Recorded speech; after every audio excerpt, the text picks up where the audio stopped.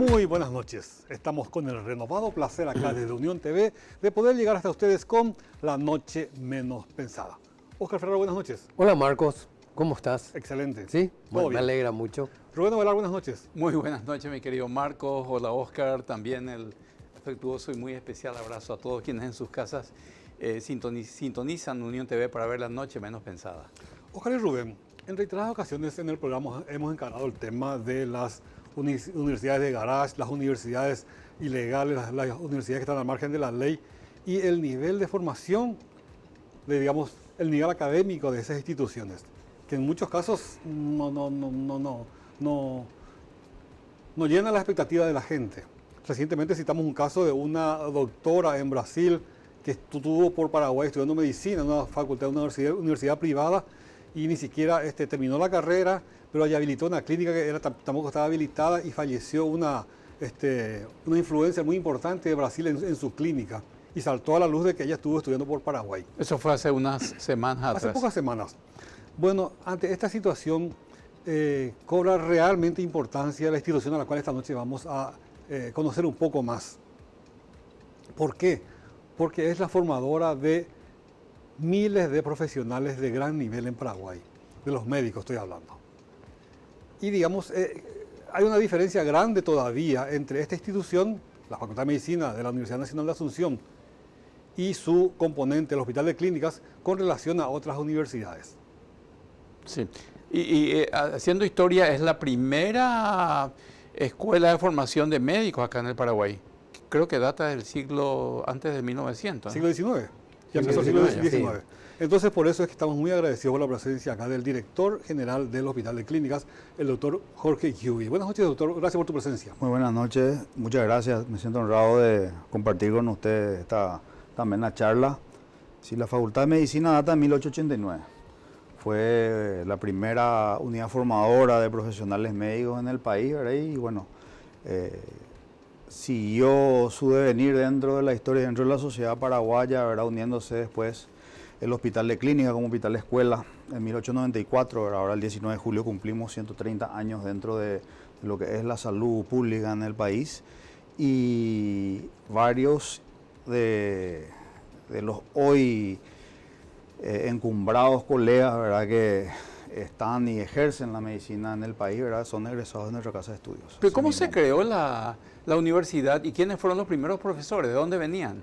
Bueno, la universidad se creó primero que nada, ¿verdad? Por la necesidad del país que tenía, porque es la Universidad Nacional de Asunción la que se generó, ¿verdad? Y a partir de ahí sus unidades académicas. La primera facultad fue la Facultad de Derecho. Sí, la Facultad de Derecho y la Facultad de Medicina y luego a continuación, ¿verdad? Sí. Los profesores en aquel entonces todos venían de Francia, ¿verdad? La mayoría, y tal es así que hoy en día la escuela que sigue vigente, ¿verdad? Dentro de lo que es nuestra enseñanza es la escuela francesa, ¿verdad? Y muchos de los profesores, muchas de las estructuras hospitalarias, ¿verdad? Las cátedras, los servicios, ¿verdad? Están formados un poco en réplica a lo que es el sistema organizativo en Francia. El Hospital de Clínicas inicialmente se llamó Hospital de la Caridad, estaba manejado por unas monjas y luego fue, digamos, es un proceso que fue, digamos, fusionándose hasta convertirse en una unidad académica dentro de la Facultad de Medicina de la Universidad Nacional de Asunción. Así mismo, empezó, las hermanas vicentinas fueron las que llevaron adelante el hospital. A un principio tenía 30 camas, atendía a todo tipo de pacientes. Su primer nombre fue Hospital de la Caridad, Hospital San Vicente de Paul. Después pasó a llamarse Hospital de Clínica, ¿verdad? Nombres como Hospital de los Pobres. Hoy en día es el Hospital de Clínica y creo que el Hospital de los Paraguayos, ¿verdad? Porque a nuestras salas y a nuestros consultorios acuden todo tipo de pacientes, todo tipo de paraguayos y no paraguayos también, ¿verdad? Extranjeros también, ¿verdad? A buscar soluciones en todo lo que tenga que ver con salud.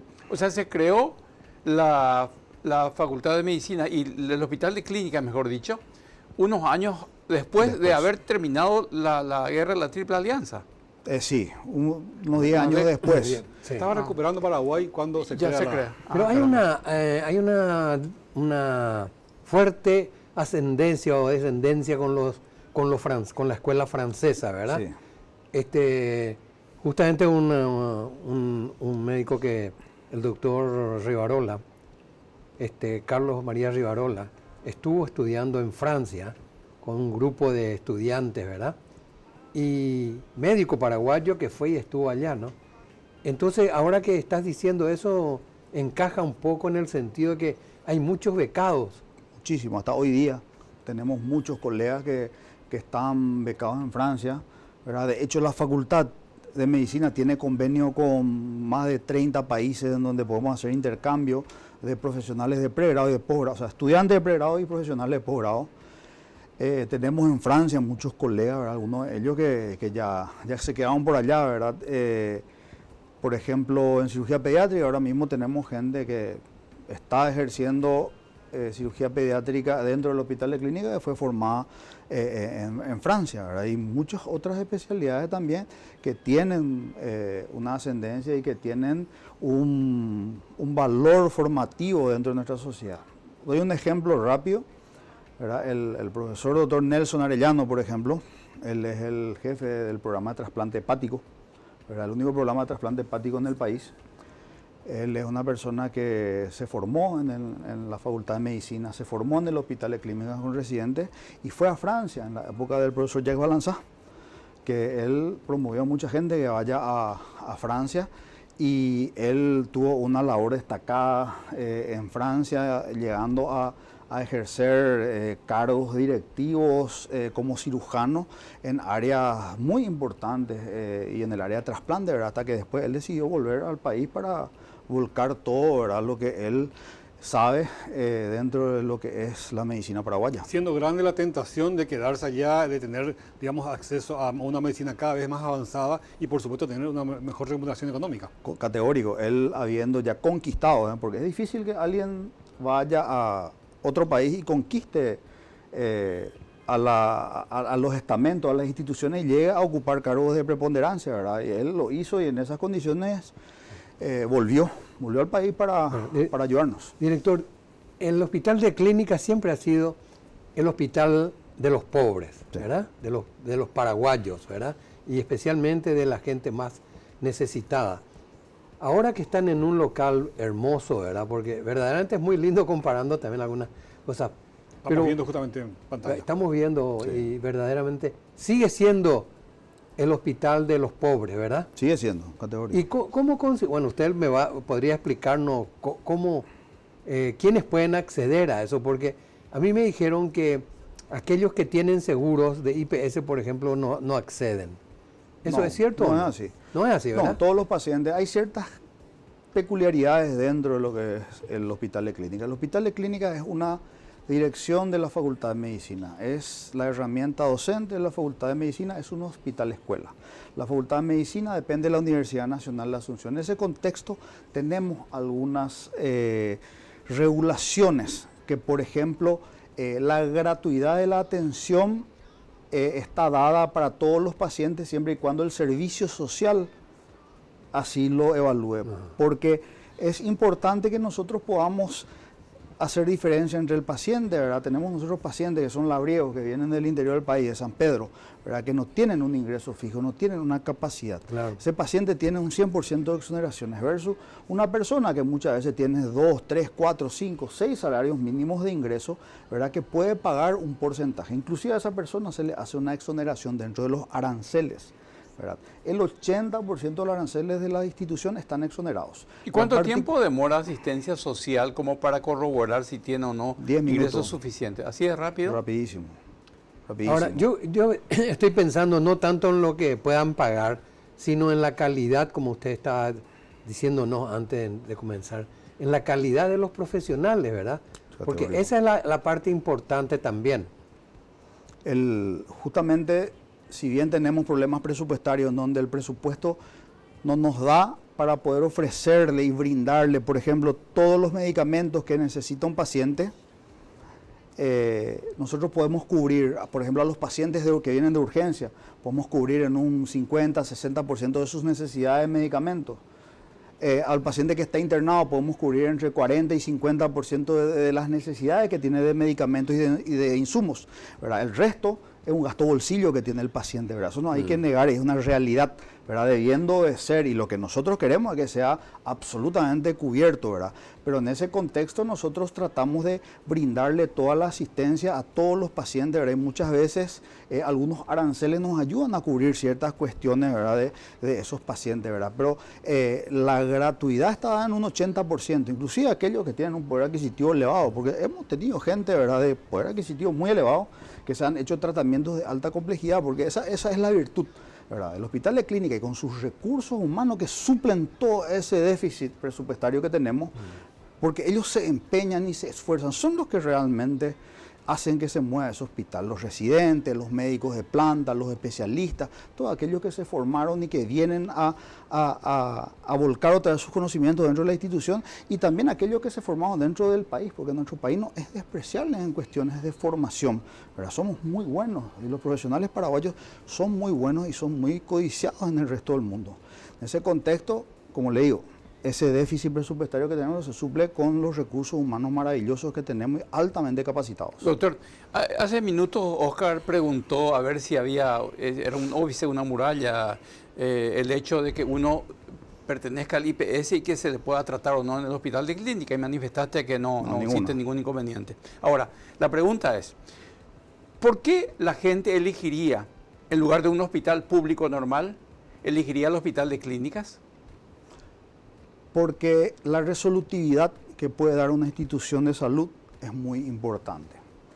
No solamente la resolutividad, ¿de qué hablamos de resolutividad? De que uno venga con un problema y que ese problema pueda ser resuelto, ¿verdad? Y no solamente resuelto, sino que resuelto con calidad y con calidez.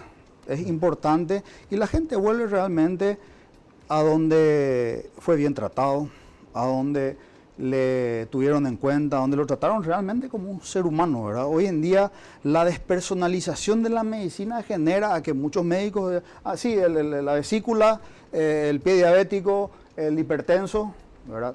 La gente tiene nombre y apellido y somos seres humanos todos, ¿verdad? Y esa humanidad es la que nosotros tratamos de rescatar. Por supuesto, no somos ajenos a los problemas que existen, ¿verdad? Dentro de la sociedad y dentro de las cuestiones unipersonales, ¿verdad? Porque las conductas también son personales y a veces tenemos problemas de trato, a veces tenemos problemas y tratamos y peleamos, ¿verdad? Con educación de salvar esa situación, y la mayoría de las veces realmente yo creo que muchos problemas no tenemos. Hay un problema que se repite en el hospital de clínicas como en el hospital central del IPS. Señalabas que vienen muchos labriegos, por ejemplo. Viene una persona del interior, pero no viene sola, viene acompañado de sus familiares, tal cual, que se instalan en el hospital de clínicas. Así mismo. Entonces eso también crea un hacinamiento de repente excesivo, inevitable. En el Paraguay se enferma una persona y la familia se enferma atrás. O sea, nosotros tenemos un desarrollo importante de la gente, sobre todo de las afueras del país, de la ciudad de Asunción, y cuando uno está enfermo vienen todos. Eso está mal en un principio, ¿verdad? Pero es la idiosincrasia del pueblo paraguayo, ¿verdad? La solidaridad, el acompañamiento, la fuerza, el estar todos juntos, ¿verdad? Eso da fortaleza y es importante.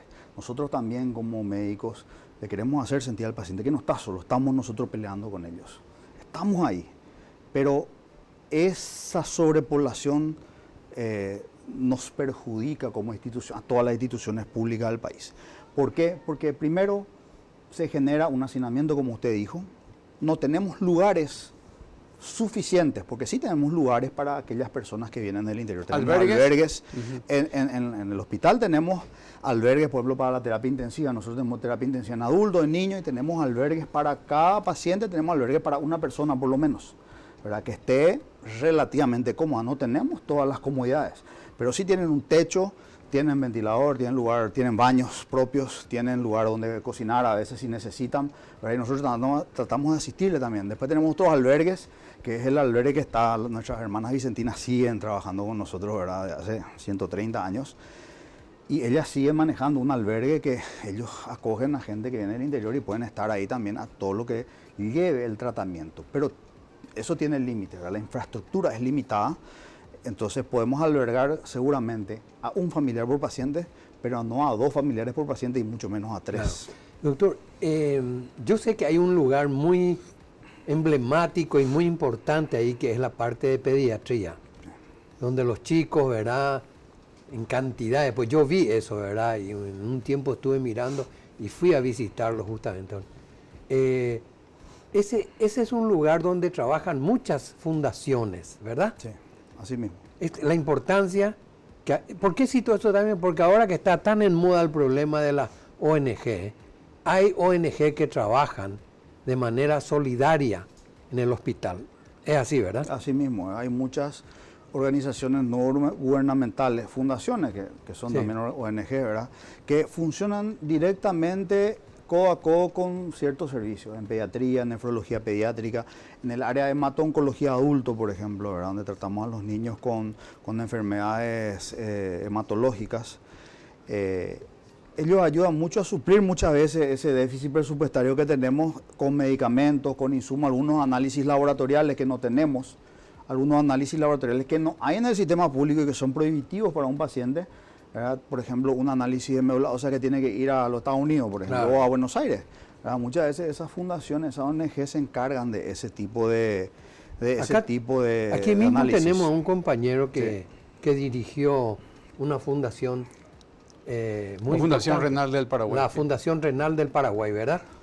Y que también creo que tenían un lugar ustedes ahí, una sala, creo, ¿verdad? Sí, colaboró muy de cerca la Fundación Renal del Paraguay con la habilitación de la sala de hemodiálisis infantil, la parte pediátrica que no existía en el Hospital de Clínicas, y eso hará hace unos 8 o 10 años atrás. Sí. Y gracias a eso hoy hay 6 u 8 camas de chicos que se dializan. Antes eran derivados los pacientes.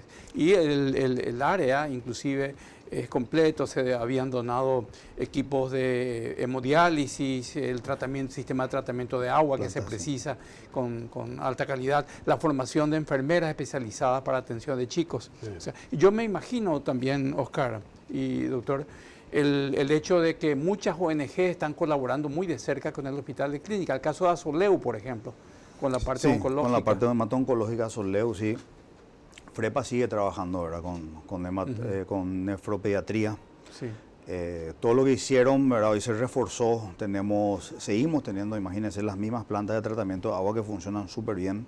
Y esas plantas de tratamiento de agua son indispensables para brindar esa agua que necesitan las máquinas de hemodiálisis. ¿Verdad? Hoy día tenemos espacios importantes, ¿verdad?, de hemodiálisis de niños.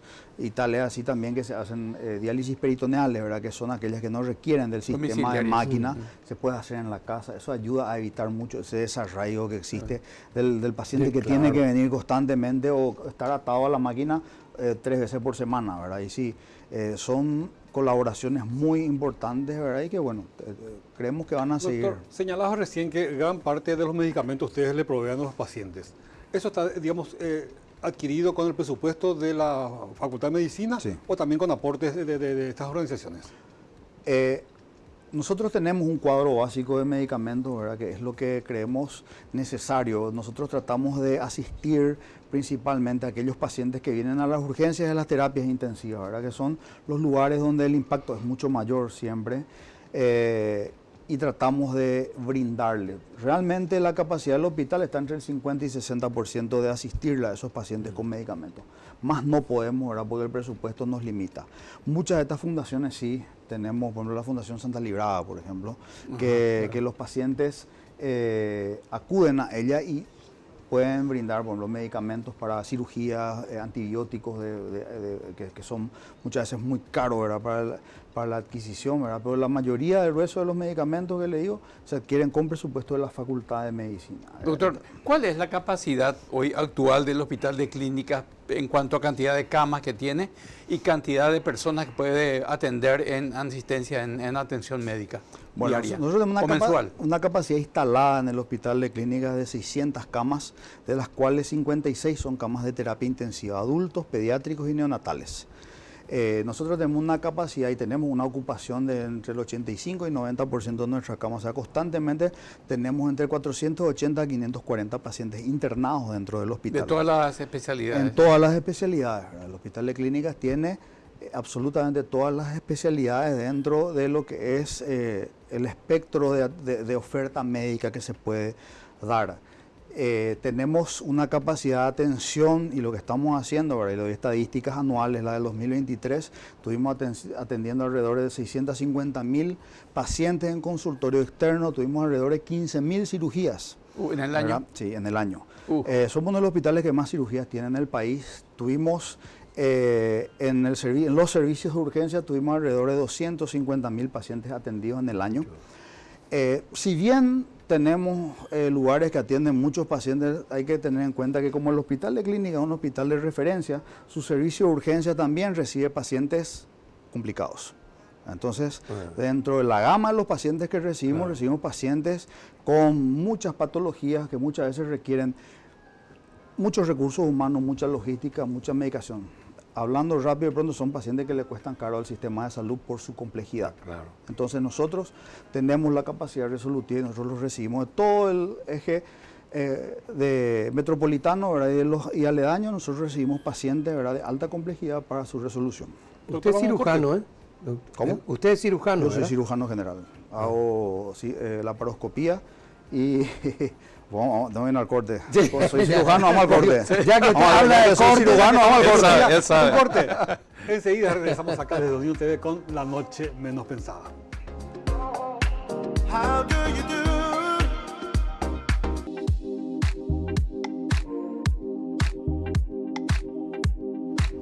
Continuamos acá en Unión TV con La Noche Menos Pensada. Llegamos hasta usted a través de los canales 17 en la grilla de Personal Flow, 23 en la grilla de Tigo, 28 en la grilla de Copaco TV e igualmente en nuestro sitio web www.uniontv.com.py. Nuestro invitado esta noche es el doctor Jorge Huby, él es director general del Hospital de Clínicas de la Facultad de Medicina de la Universidad Nacional de Asunción. Doctor Huby, en el mismo lugar donde vos estás estuvo el doctor Jorge Rodas, que es presidente del Círculo Paraguayo de Médicos, y durante su intervención en este programa lamentaba mucho el hecho de que en ese entonces se seguían habilitando carreras de medicina cuando no podían cubrir, decía, ni siquiera tienen posibilidad de práctica.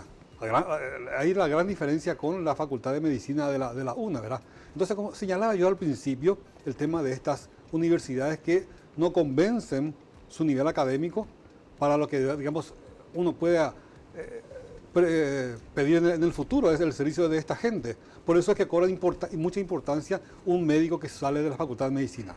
¿Tamaña responsabilidad tiene, doctor?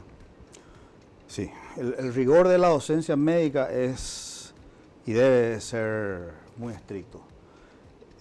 Hoy en día tenemos universidades muy buenas en el sector privado. O sea, no todas deberían de caer dentro de lo que se llama universidades de garage, ¿verdad?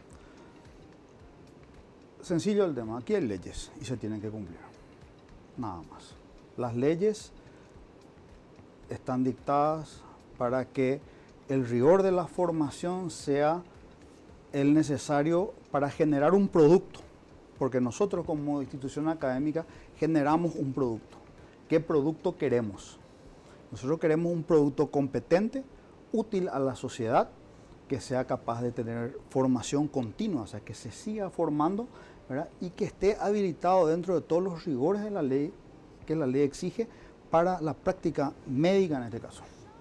Nosotros, como Facultad de Medicina, nos ceñimos a esos estándares, ¿verdad?, y tratamos de que las competencias que nosotros queremos brindarle a nuestro producto, ¿verdad?, sean verificables. ¿Qué significa eso? Que una auditoría de ANEAES, que nosotros generalmente solicitamos verificaciones internacionales, ¿verdad?, por nuestra posición, y generalmente todas las veces las hemos pasado con creces, ¿verdad?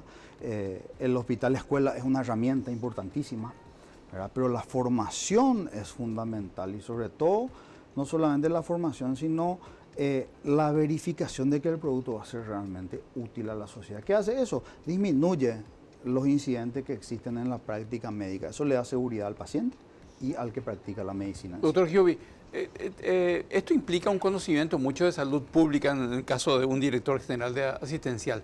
¿Tenés formación en salud pública? Sí, yo soy cirujano de profesión, pero tengo una especialidad en salud pública. de la Universidad Nacional de Asunción. Tengo una maestría en gestión pública y gobernabilidad en colaboración con la Universidad George Washington de los Estados Unidos. Y bueno, ahora estoy terminando un doctorado en salud pública también, ¿verdad? Que es parte de mi formación. Eso es lo que yo hablo de formación continua. El médico no para de formarse.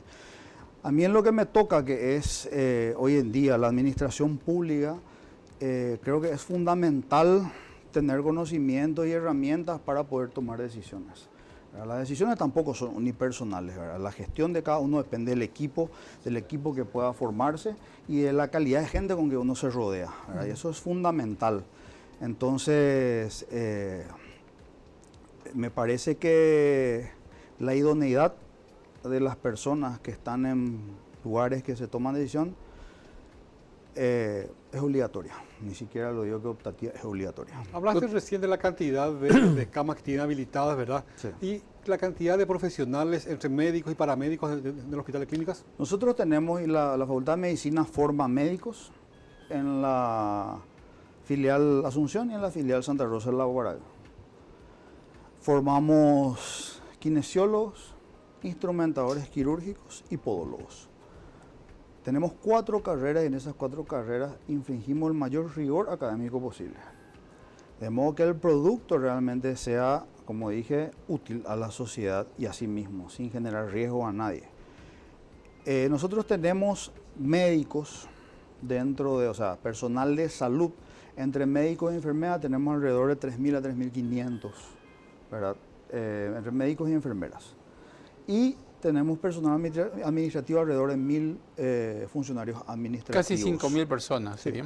5.000, un poquito, sí. Doctor, recién cuando Oscar preguntó la cantidad de cirugías que hacían, registré la cifra de 15.000 cirugías por año. Sí. Haciendo una división así rápida, incluyendo domingos y feriados, estamos hablando de más o menos 40 cirugías, o más de 40 cirugías por día. Sí. ¿Es correcta la cifra? Es correcta la cifra.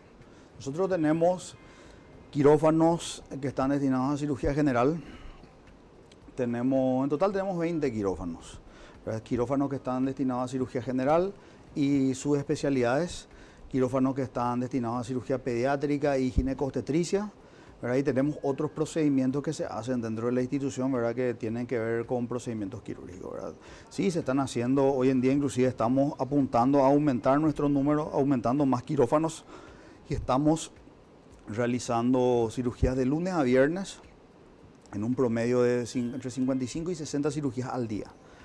Nuestro proyecto, y que creo que este sábado se va a llevar adelante, es habilitar el quirófano los sábados también, para cirugías de no muy alta complejidad, pero tratar de disminuir las listas de espera, ¿verdad? Nosotros también dentro de estas cirugías podemos rescatar aquellas que tienen que ver con trasplantes, ¿verdad? Trasplantes, todas las semanas tenemos trasplantes de riñón, ¿verdad? De donantes vivos, o sea, un familiar que le dona a otro.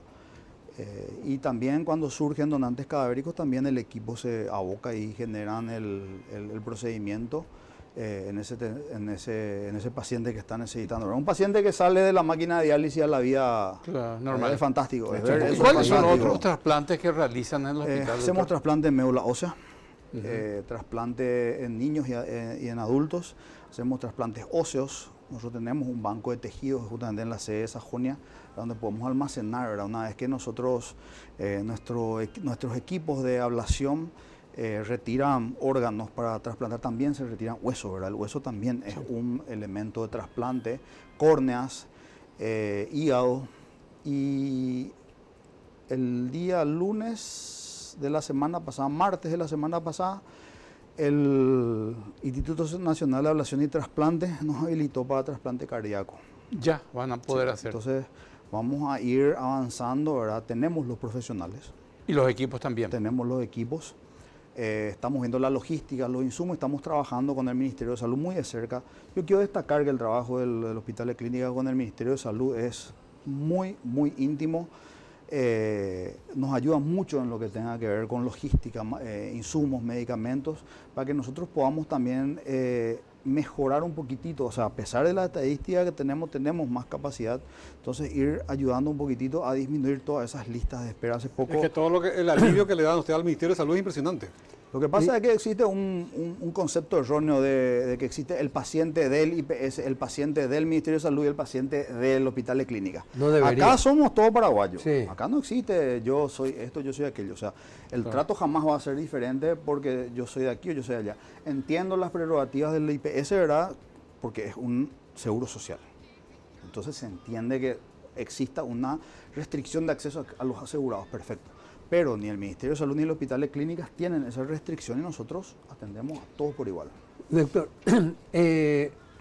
¿cómo andamos en la cuestión de nuevas tecnologías? Porque el mundo ha cambiado con ese tema, de verdad, muchísimo. Y pero el costo también ha cambiado. Pero tenemos que agradecer de que ayudan muchísimo hoy a la medicina, ¿verdad? ¿Cómo estamos nosotros en ese aspecto? Bueno, la tecnología es hoy en día un polo de desarrollo demasiado importante dentro de la práctica médica. De hecho, toda la vida la medicina fue marcada por la tecnología. Nosotros como institución tenemos una brecha tecnológica importante, ¿verdad? Por la falta de recursos para compra de equipos biomédicos. Nuestro presupuesto asignado dentro del presupuesto general de la Nación para compra de equipos biomédicos es cero. No tenemos, ¿verdad? Cada año hacemos gestiones con el Ministerio de Hacienda y ellos nos ayudan, ¿verdad? Y siempre nos asignan una cantidad de dinero que nos ayuda a subsistir dentro de lo que son equipos, ¿verdad? Pero comprar tecnología como hoy se maneja en el mundo nos cuesta un poco. Nosotros tenemos que ir avanzando paso a paso. Acá en el país nosotros todavía el sistema público no está, el idioma todavía no está, de comunicación todavía no está homogeneizado. Gracias a la República de Taiwán, nosotros tenemos hoy un sistema de gestión médico hospitalaria, que significa es la ficha electrónica del paciente.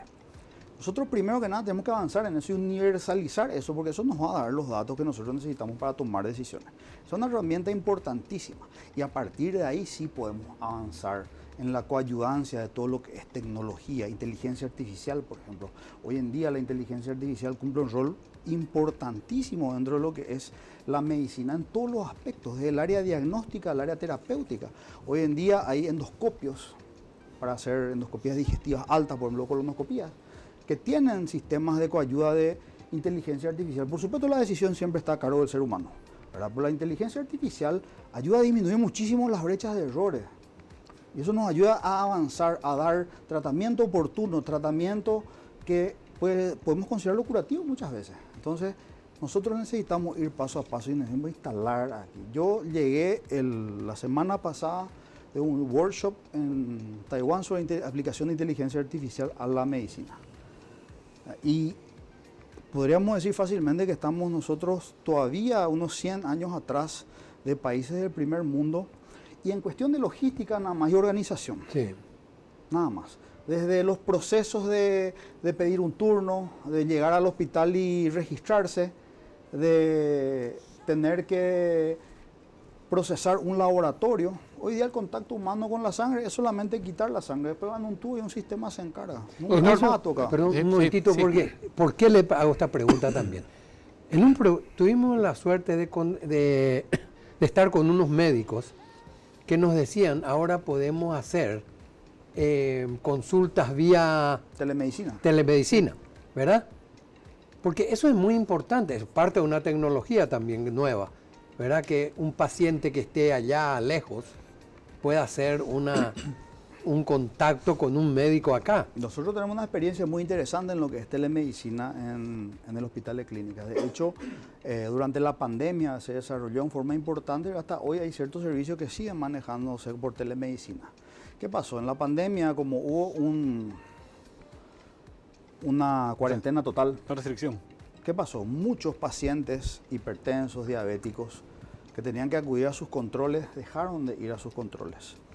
¿Qué pasó? Post pandemia, todos esos pacientes se agudizaron y crearon una avalancha de pacientes con patologías crónicas que se agudizaron, ¿verdad? Y llenaron nuestras urgencias y el hospital, pacientes que no debían de haber tenido problemas, que requerían ajustes, laboratorios. Nosotros disminuimos mucho ese impacto porque se generó en un primer inicio, ¿verdad?, el control de pacientes con COVID por telemedicina. teníamos un call center que hacía las llamadas a los pacientes, se le iba preguntando cómo está usted, cómo se siente, venga, videollamada muchas veces. Y eso fuimos pasando hacia otros pacientes, hacia las áreas, por ejemplo, de endocrinología, clínica médica, para que ese contacto médico-paciente no se pierda. Entonces, ese impacto de esos pacientes que se agudizaron disminuyó mucho. Tuvimos también, pero disminuyó mucho gracias a que pudimos aplicar la telemedicina. De hecho, es un coayudante, hoy en día sigue, ¿verdad?, dentro de lo que, porque si vamos a hablar de telemedicina a nivel de otros países, hoy día se pueden hacer un montón de procedimientos, ¿verdad?, desde evaluaciones otorrinolaringológicas, otológicas, radiografías de tórax, y un médico lo está viendo eso a no sé, 200, 300 kilómetros. Hoy en día el proyecto más exitoso que tenemos es el Teleictus. ¿Qué significa eso? El ictus es el accidente cerebrovascular isquémico. Un trombo, un coágulo, obstruye un vaso. Eso nos da 4 horas desde el inicio de los síntomas para trombolizar al paciente. Se le hace una medicación que diluye ese coágulo. Tenemos un 80% de éxito. ¿Qué significa eso? Los pacientes salen sin secuelas, con una vida plena, sin dependencia de nada.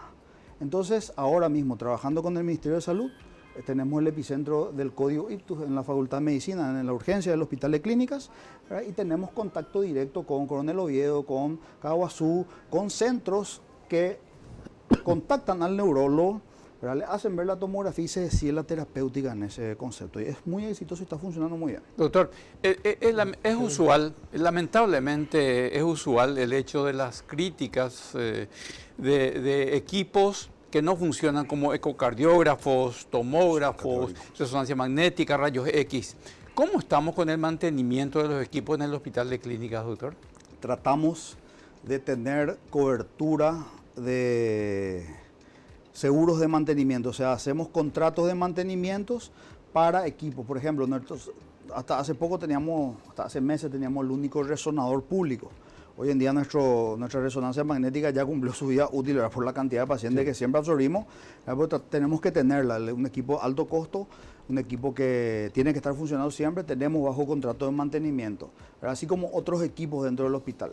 Pero tenemos casos de ecocardiógrafos que no podemos reparar muchas veces porque el costo de reparación, 15, 20 millones de guaraníes, que no podemos erogar del presupuesto porque no tenemos. O a veces, si tuviéramos ese presupuesto, tenemos que someterlo a un proceso licitatorio que dura muchas veces 2, 3 meses.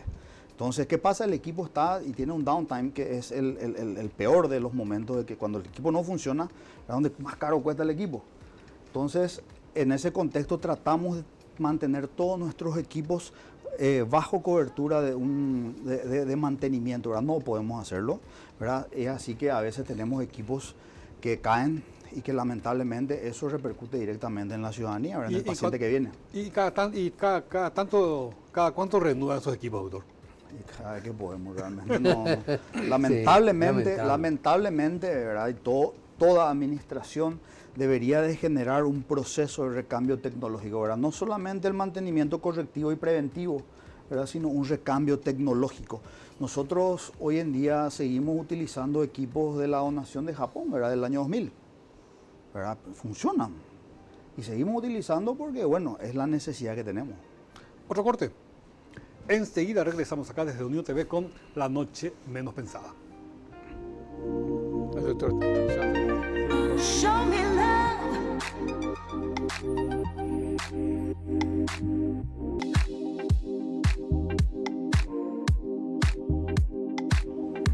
Continuamos acá en Unión TV con La Noche Menos Pensada.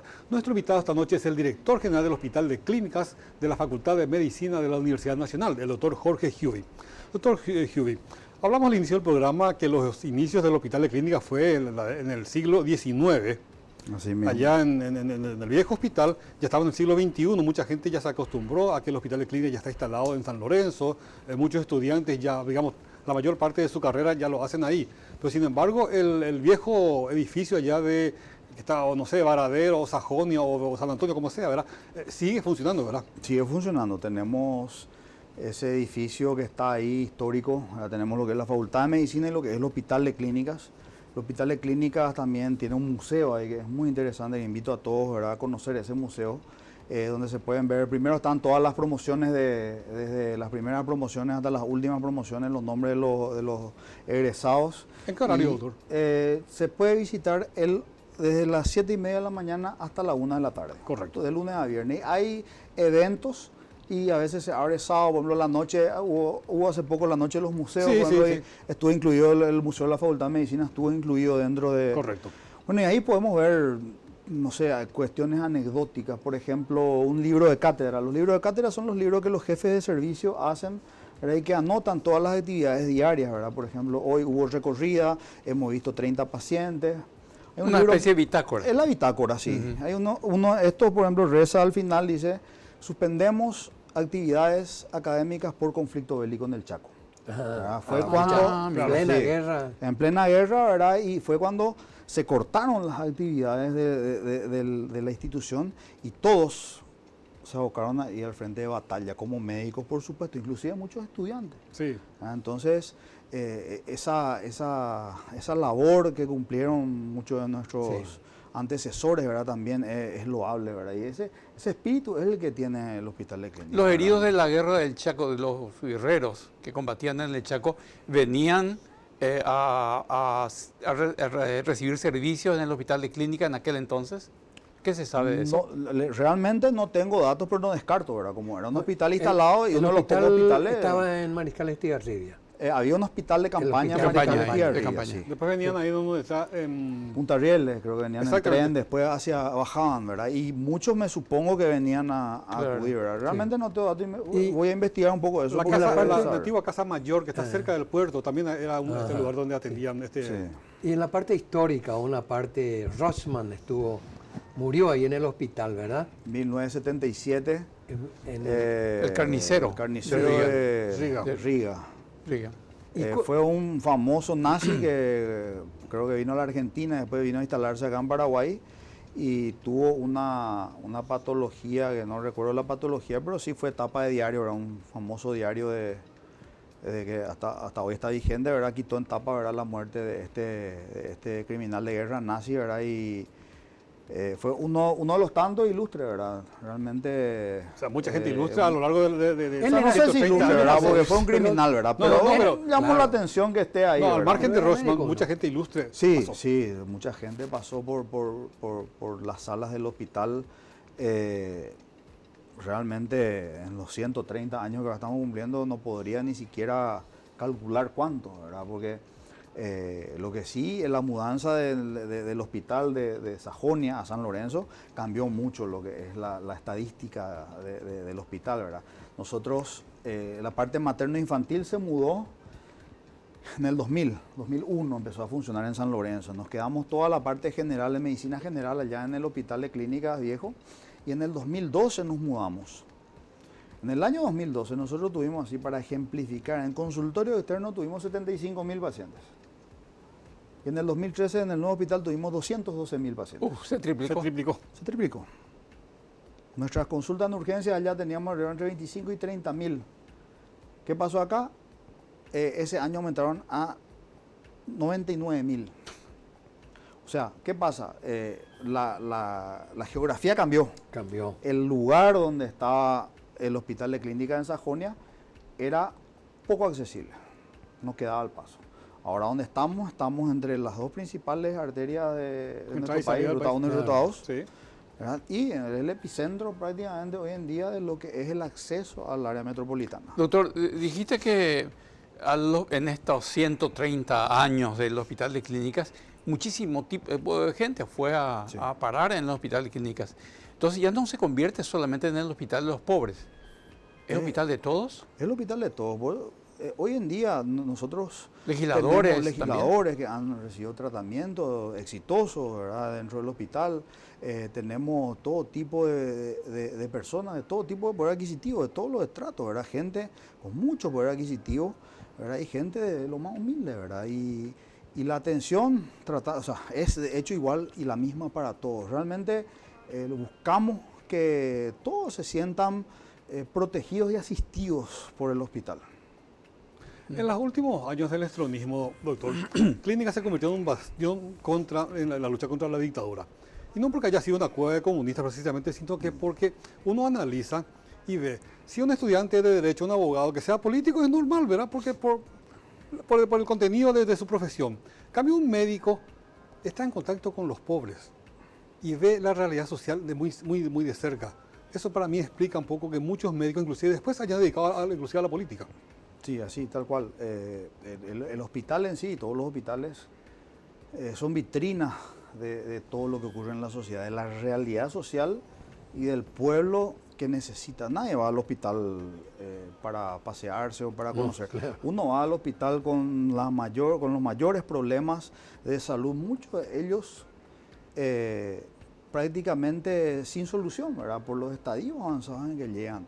Y decía un profesor nuestro, ¿verdad? Que en paz descanse, el profesor Arbo, decía, bueno, si no podemos curar, aliviar. Y esa también es función. Yo creo que ese contacto hace que uno caiga un poco en la realidad de lo que es el día a día de muchos paraguayos.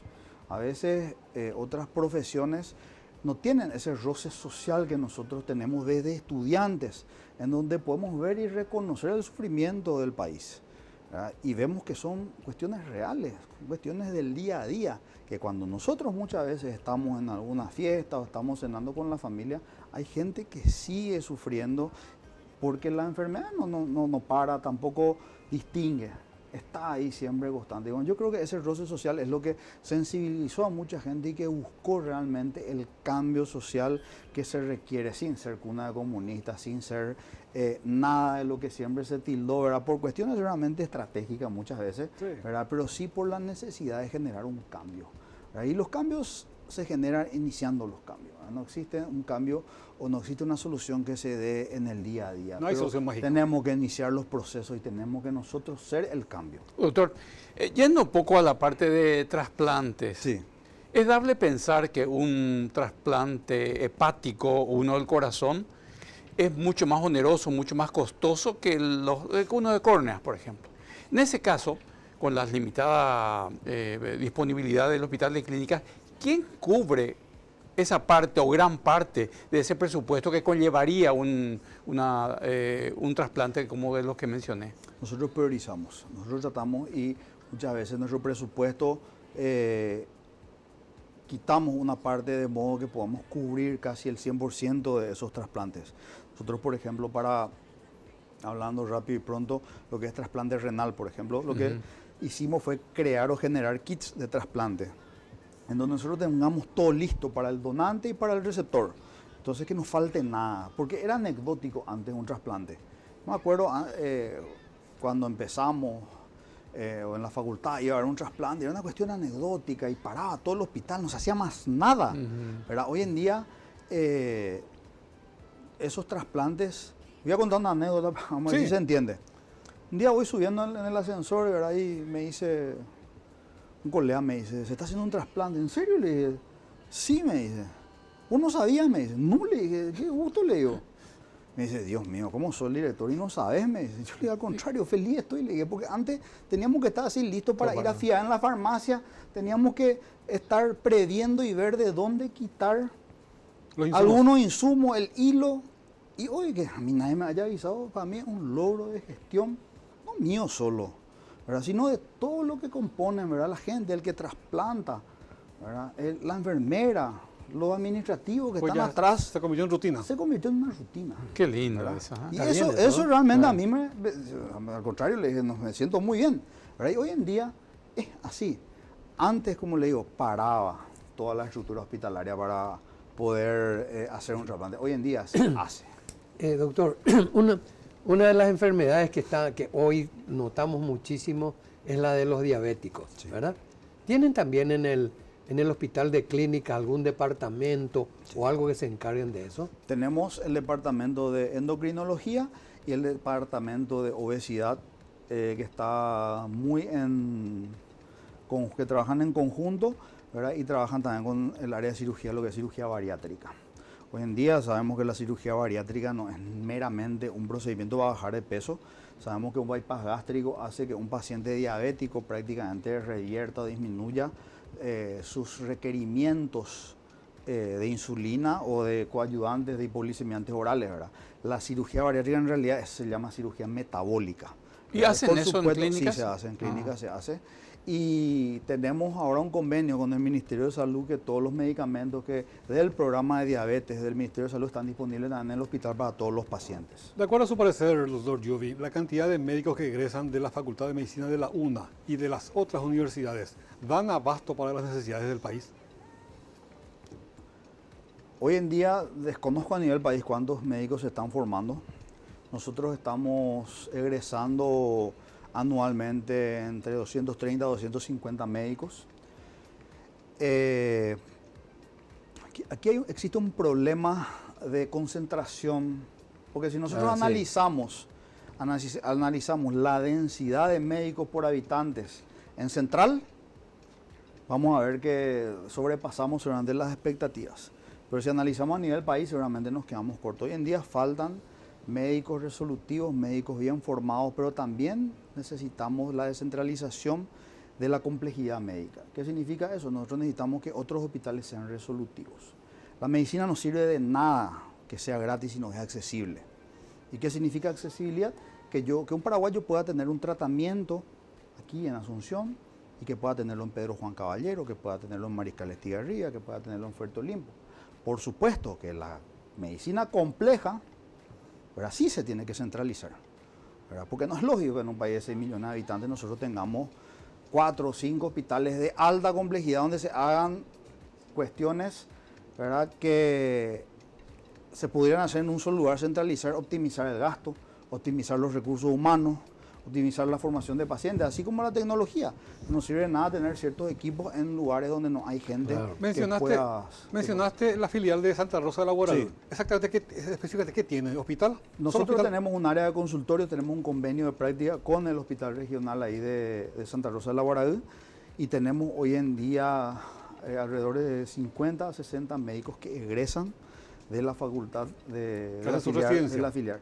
Ellos tienen acceso a la residencia. Lo que pasa es que la residencia se hace por concurso de títulos, méritos de aptitud, ¿verdad? Nosotros en la Facultad de Medicina cada 2 años tenemos concursos de todo el sistema. Los residentes cada 1 año para ir pasando de nivel de formación.